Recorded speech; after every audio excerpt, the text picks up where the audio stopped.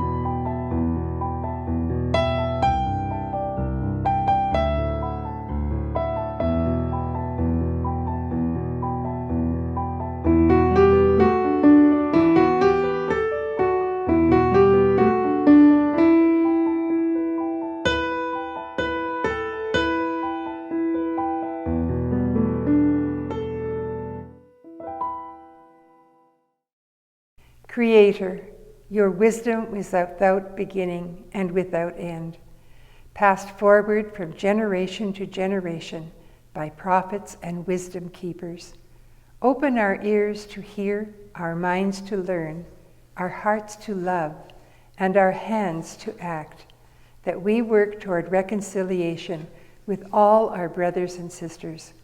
Guide us, Great Spirit. Amen.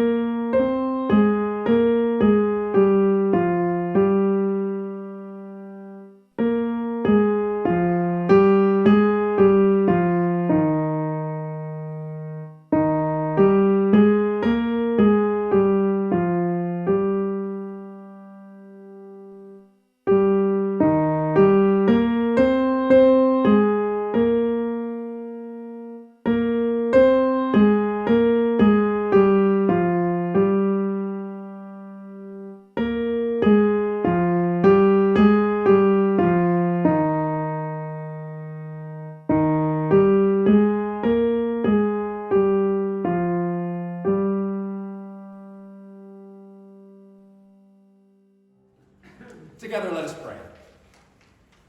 Creator, your wisdom is without beginning and without end.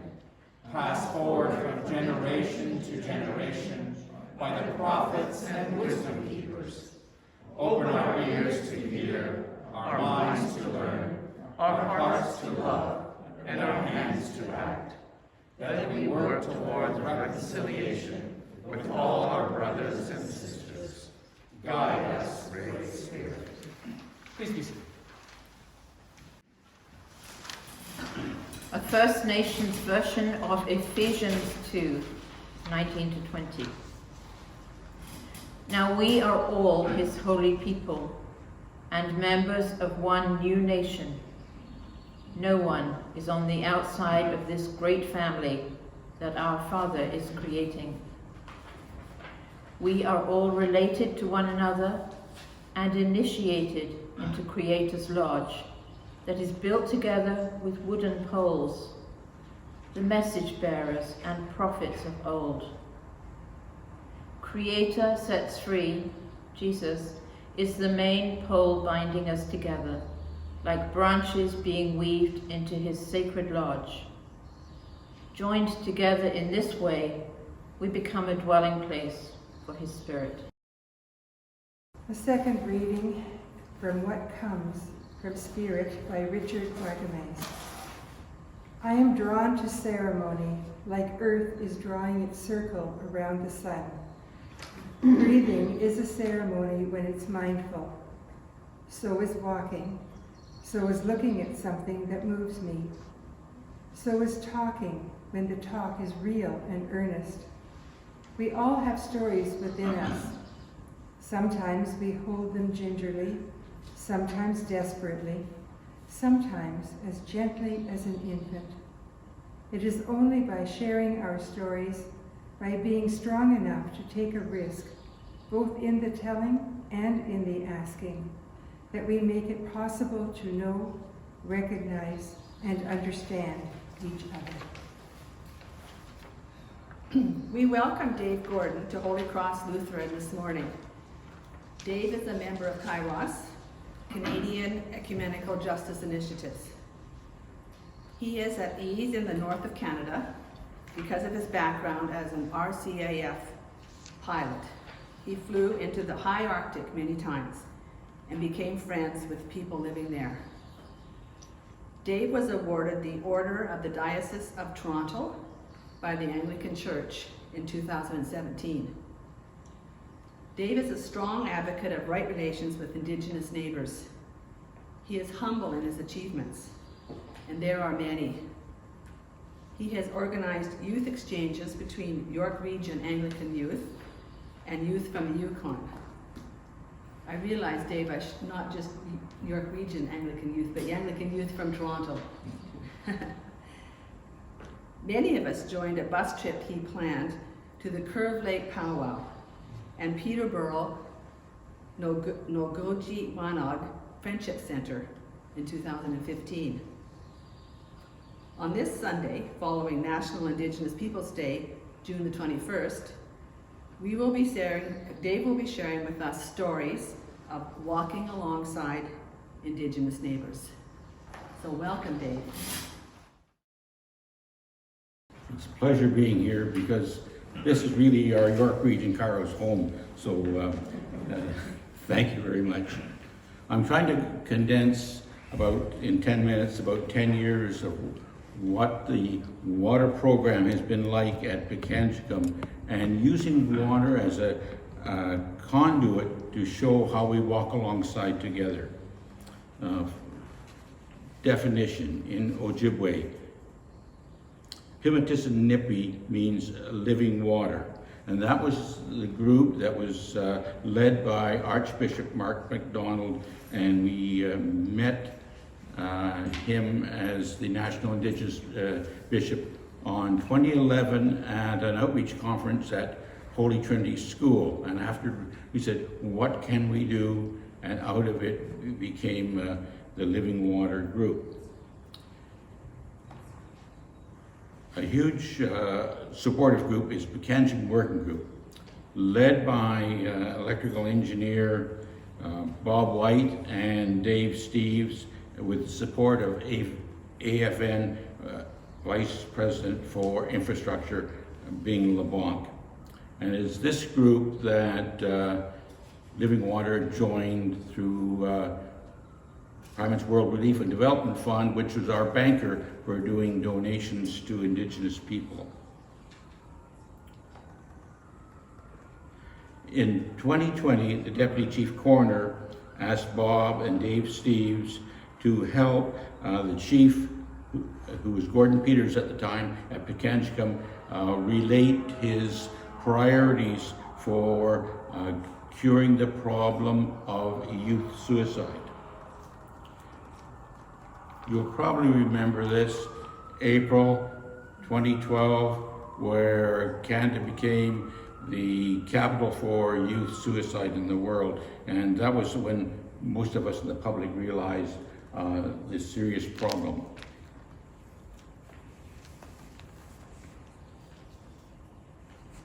So Gordon Peters and his council set up priorities. The first was to get on to the Ontario grid, and that was going to take a lot of time with political suasion.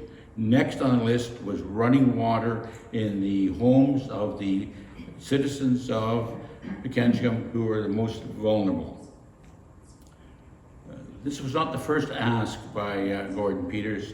In 2010, the National Engineering Assessment looked at running water in homes, and there are 430 homes without water of the 450. And their study showed it was $180,000 per home.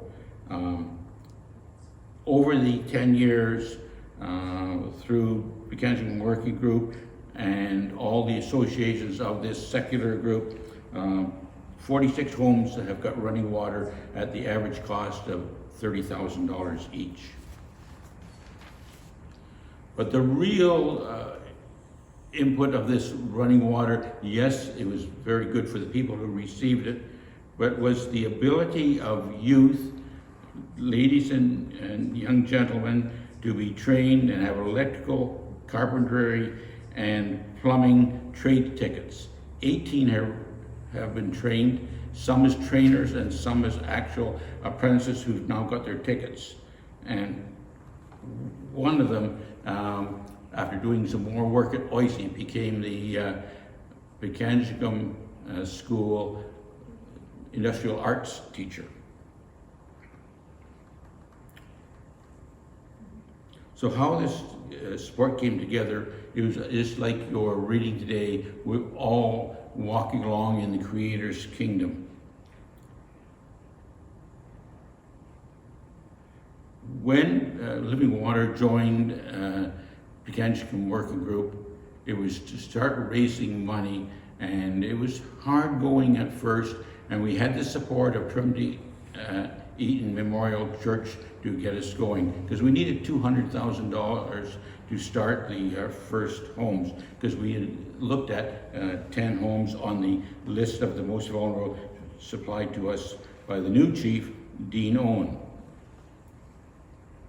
By 2013, we had raised that money and we were ready to move forward. And it was through the United Church and a foundation that they had by the late Dr.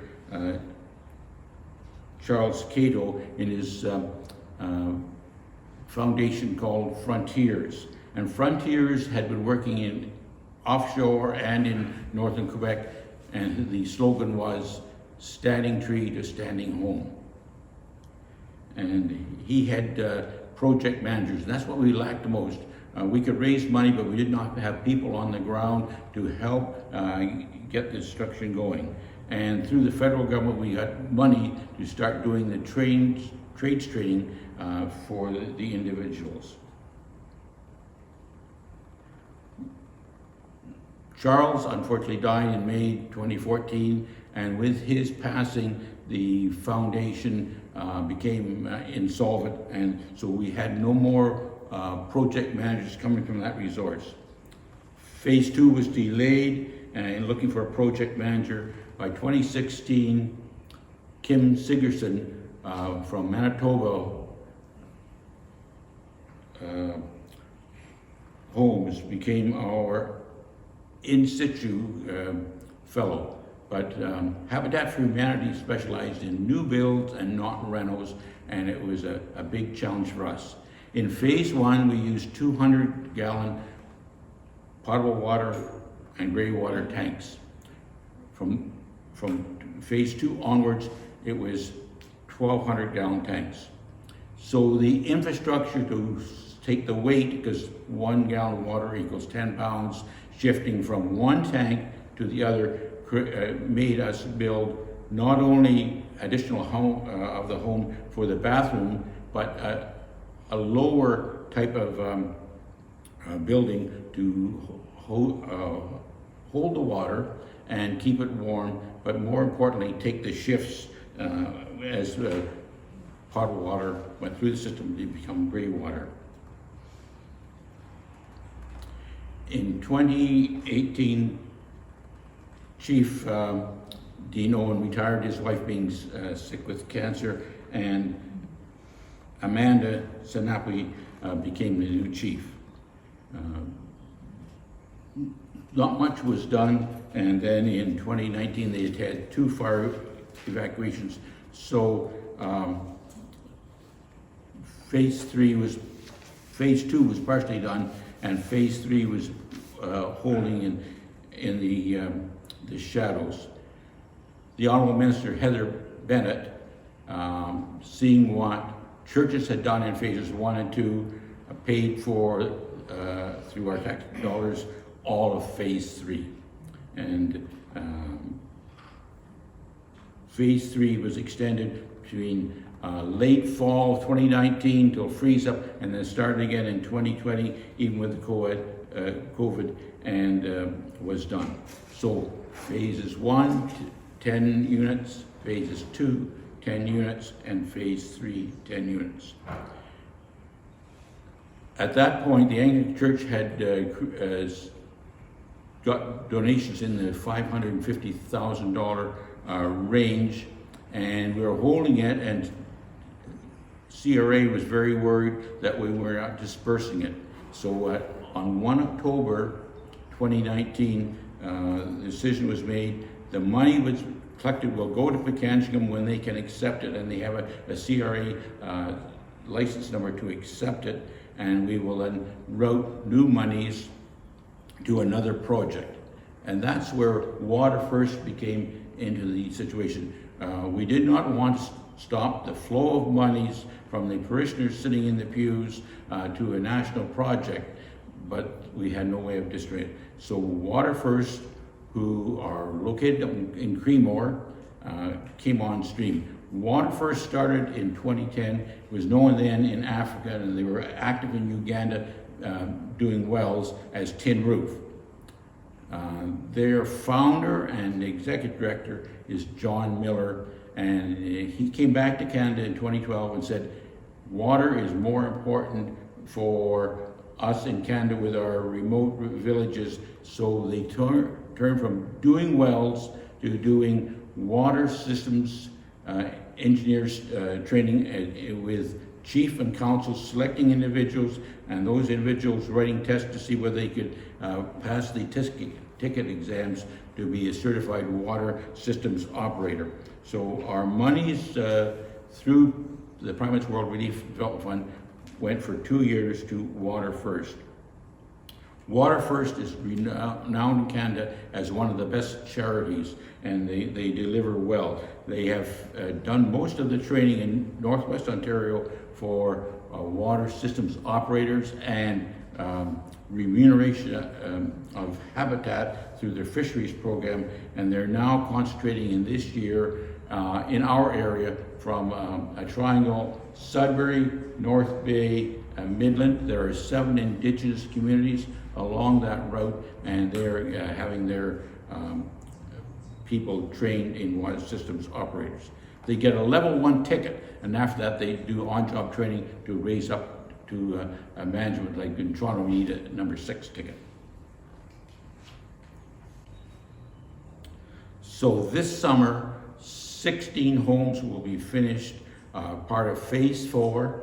The monies from the Anglican Church have all been distributed, and what is so good from Phase 3 and Phase 4, we have Indigenous project managers.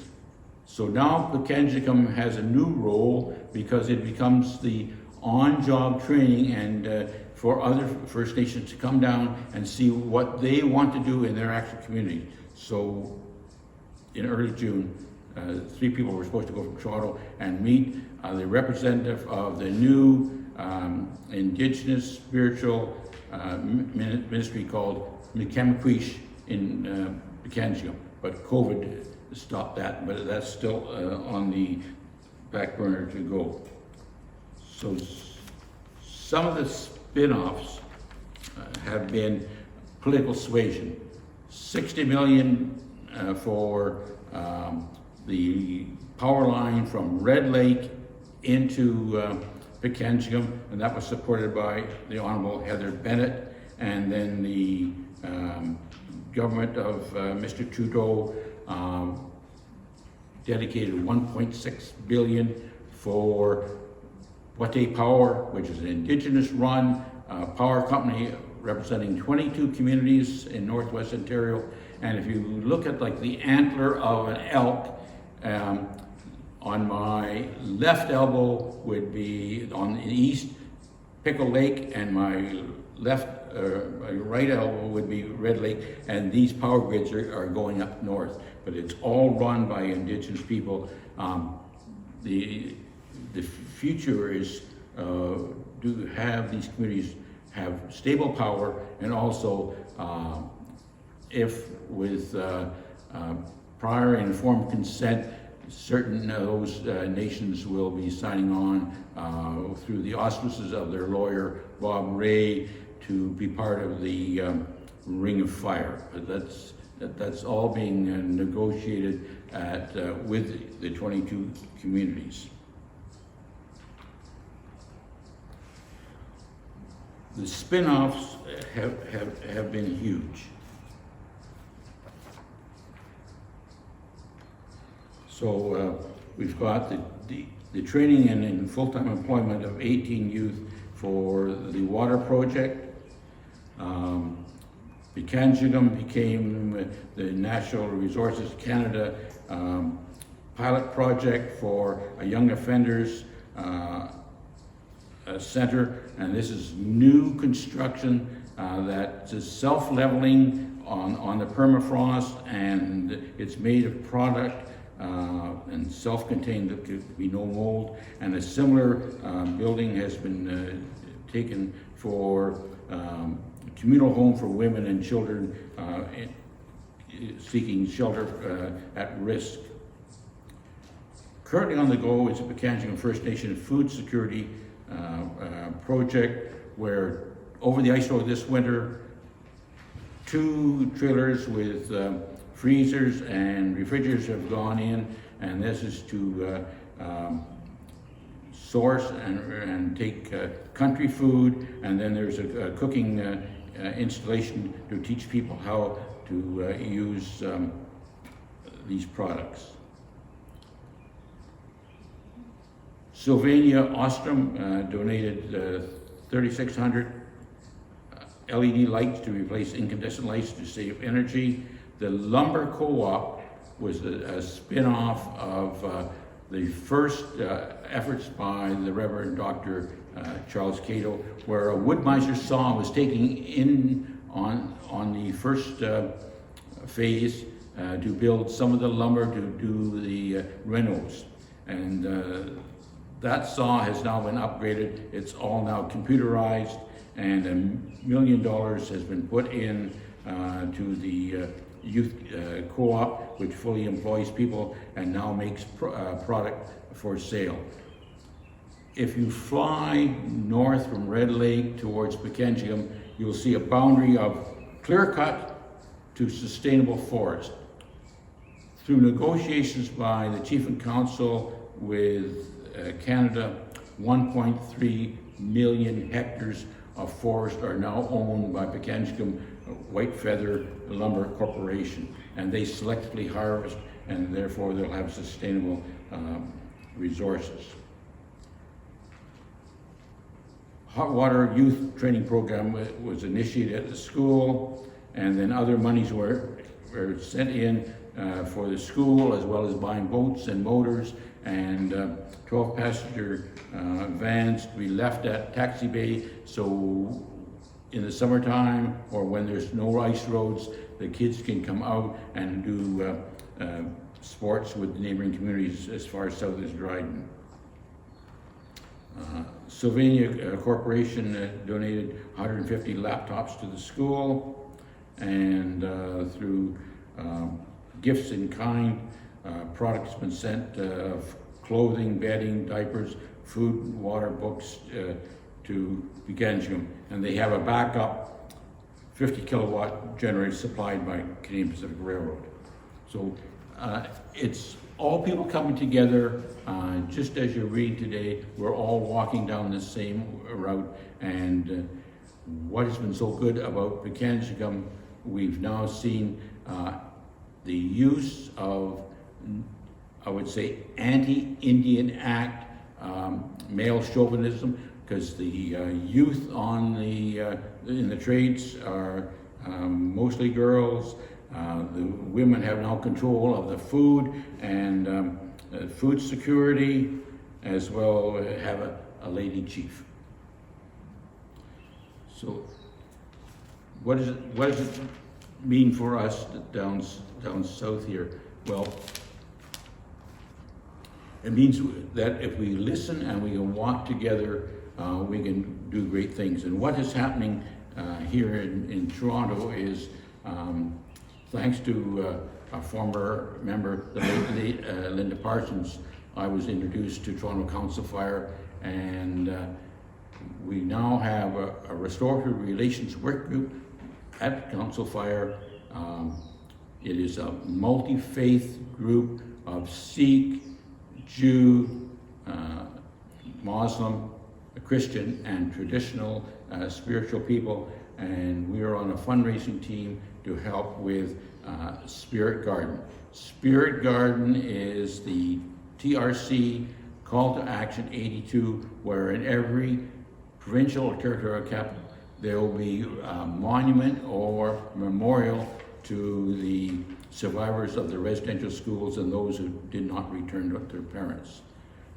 The Ontario idea, it will be a generation to generation teaching, learning, healing space, and it'll be on the west side of Nathan Phillips Square. Because of COVID, it's been delayed now to the fall of 2024. It is costly, not only from COVID, but the turtle, which will be sitting there, is so heavy, about $8 million of the 16 will be going to reinforce the underground garage at City Hall to make this possible. But all levels of government are involved, just like it was in the water project. We're all working together, and I think that is the way to go. It takes time, and as opposed to getting upset with one level of government, you listen and you find out ways to heal. That's why the water project was so much more than water. It really brought we settlers into an area where we could walk alongside our friends in Pikangikum. And another spin-off here locally was, an email after the late Reverend Sheila Ashworth said at one of the meetings, we can do that, when it was asked for hockey equipment to go up for the girls' hockey team, and then was, an email that I got in December of 2018. I've got 300 kids, JK to grade 3, that have no winter clothing to go out for recess or go learning traditional skills with the elders. Can you help? And of course, many churches and even Hiawatha First Nation got involved, and we had 6 kids go out over the ice road courtesy of Rotary Hip. So it's just a matter of talking to people and making them understand. So and sport is coming back. The elders are now, because they didn't even know how to canoe, so the Right to Play went in and taught canoeing, so they're now going camping. So it's slowly getting better. One of the good things was that with the new school, and it was $50 million to put this new school in. It's one of the few that goes from JK to grade 12, and if you need a specialist ticket or for technical stuff like electrician, they're now doing that visually from Confederation College, so you don't even have to come out to do your class and write your exams. So it's been a real godsend. And so 21 December 2018 on the grid, and the following year high-speed internet. Things are doing well, but it's still, they're still remote. On the books, on the books, 1.4 million has been spent on evaluating a bridge across the Barrens River east of town. That will increase because the rivers don't freeze as fast as still water, that will increase the use by 6 weeks of the northern ice roads beyond Pekanchigam, and that bridge is supposed to be finished in about 2 years. So my Canadian geography is not great. Where is Pekanchigam? Northwest of Red Lake by 100 kilometers. Thank you. And Pekanchigam Lake is like, if you're prairie people, you'd call it a 20-kilometer long slough. It's the Barren River flows west into Lake Winnipeg, and it is south of the community. It just blossomed into a big slough called Pekanchigam Lake, and then it flows out to the west. So.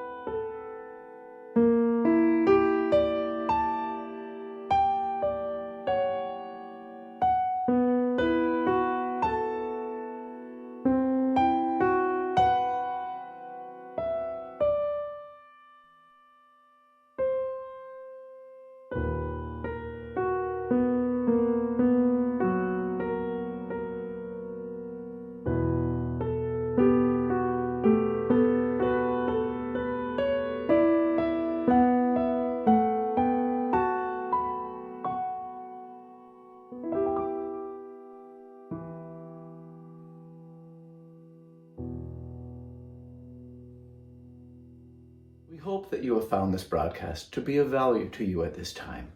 To continue to offer these, we depend on the support of donors.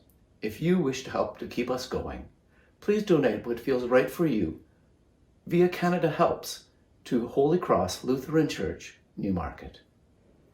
Peace be with you.